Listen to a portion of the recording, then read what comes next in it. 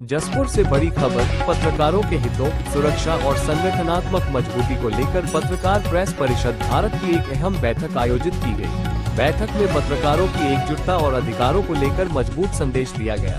इस बैठक में पत्रकार प्रेस परिषद भारत के उत्तराखंड प्रदेश अध्यक्ष, उत्तर प्रदेश प्रभारी एवं राष्ट्रीय सचिव अशोक गुलाटी मुख्य अतिथि के रूप में मौजूद रहे। उनके आगमन पर पत्रकार साथियों ने गर्मजोशी से स्वागत किया। अपने संबोधन में अशोक गुलाटी ने संगठन की मजबूती, पत्रकार सुरक्षा और कल्याणकारी योजनाओं पर विस्तार से प्रकाश डाला।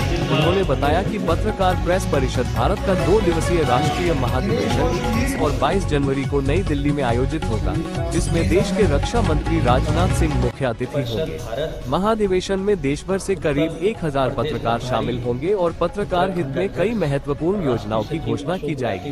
बैठक में नए सदस्यों को परिचय पत्र और आई कार्ड वितरित किए गए।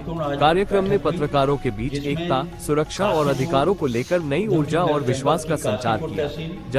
जसपुर तहसील और ठाकुर द्वार यहाँ पे जो है आज परिचय पत्र जो है अपने जो साथियों को जो है ये 2026 के 31 दिसंबर 2026 के लिए बांटे गए। और जो इस माह में राष्ट्रीय महाधिवेशन होने जा रहा है, इसकी कल तक इसकी समय और डेट की घोषणा हो जाएगी। इसमें केंद्रीय रक्षा मंत्री राजनाथ सिंह जी और आधा दर्जन से अधिक केंद्रीय मंत्री, उत्तर प्रदेश के उप मुख्यमंत्री आदरणीय पाठक जी, 1000 करीब लगभग पत्रकार साथी जो है इसमें सम्मिलित होंगे। और स्थान का जो निर्णय शाम तक हो जाएगा, या नोएडा में या दिल्ली में पूसा इंस्टीट्यूट में 5 स्टार में होगा। 2 दिवसीय जो है ये महाधिवेशन होगा।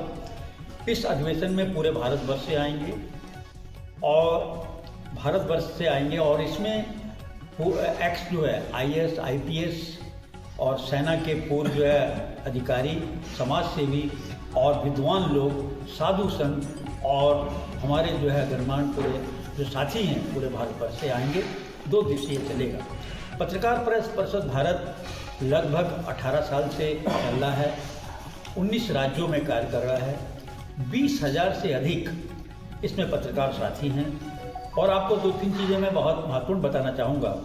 पत्रकार प्रेस परिषद भारत ऐसा है कि इसमें आप समाज सेवी को, हॉकर को भी जोड़ सकते हैं।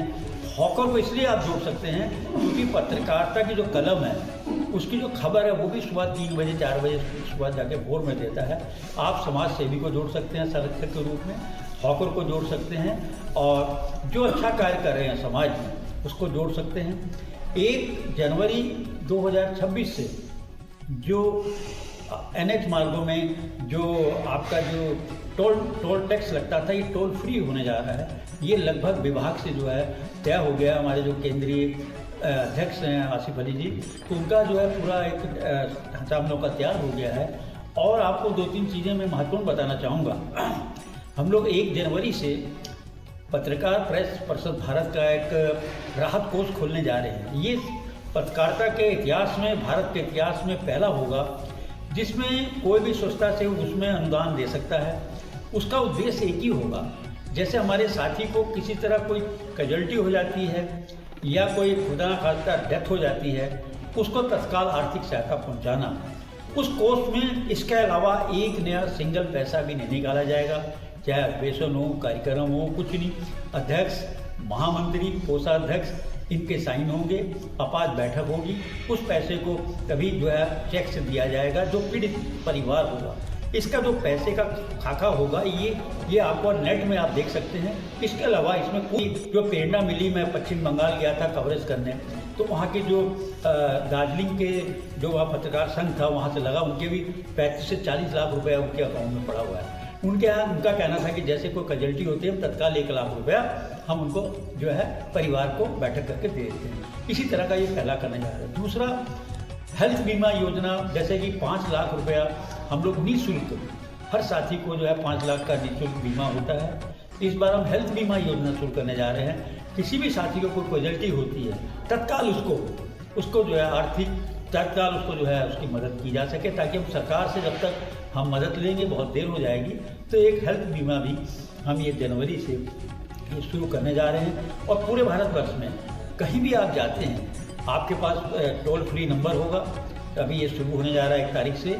और अब टोल फ्री में कहीं भी कोई दिक्कत होगी, अब टोल फ्री के जरिए आप तत्काल आप देंगे। जो कंट्रोल रूम हमारा नोएडा में होगा, नोएडा में सूचना जो है तत्काल हमें मिल जाएगी।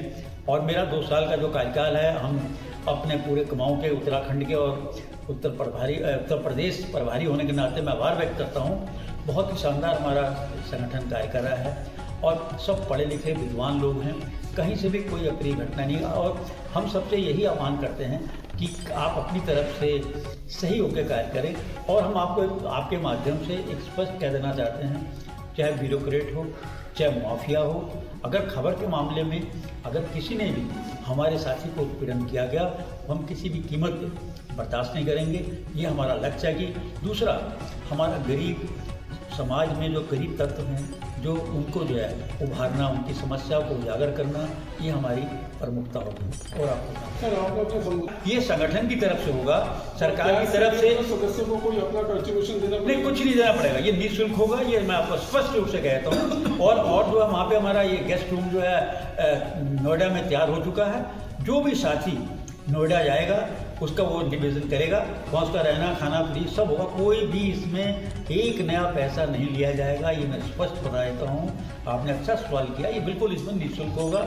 और हमारी साथियों की पत्रकार प्रेस परिषद भारत, पत्रकारों की सुरक्षा और पत्रकारों के हित की लड़ाई, ये हमारी भी प्रायोरिटी है।